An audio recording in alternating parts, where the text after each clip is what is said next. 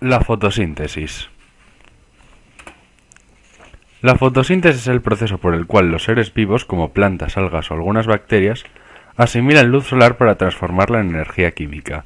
Este proceso requiere además la presencia de CO2 y agua, como se indica en la ecuación general de la fotosíntesis.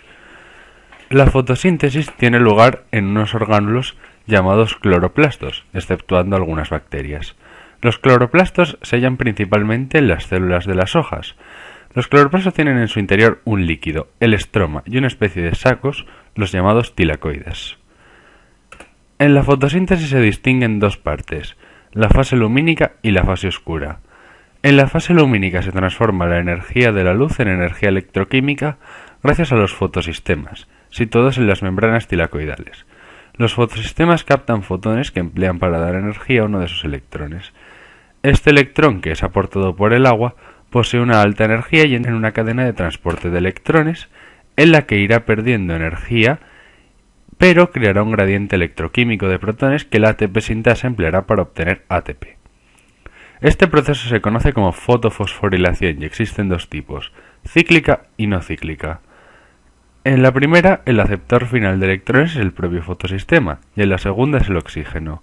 En la primera solo se genera ATP y en la segunda también se genera NADPH. La segunda fase de la fotosíntesis es la llamada fase oscura o ciclo de Calvin. En esta parte se emplea el CO2 captado y el ATP y el NADPH producidos en la fase lumínica. Se distinguen tres partes. En la primera, la carboxilación, el CO2 es fijado por la enzima rubisco y reacciona con la ribulosa bifosfato, dando lugar al ácido fosfoglicérido.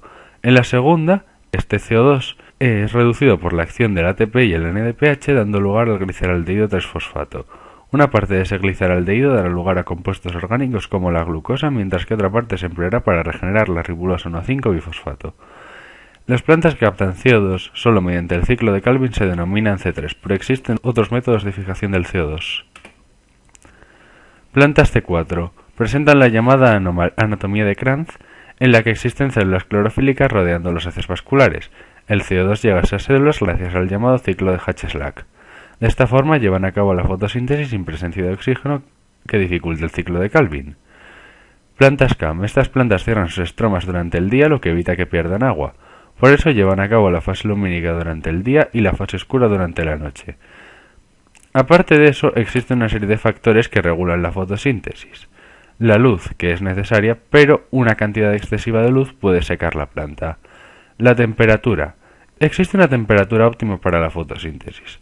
Una temperatura excesiva desnaturalizaría las enzimas que intervienen en la fotosíntesis. El CO2. A mayor cantidad de CO2 existe un mayor rendimiento en la fotosíntesis. Y el agua, aunque es necesaria, no suele ser un factor limitante.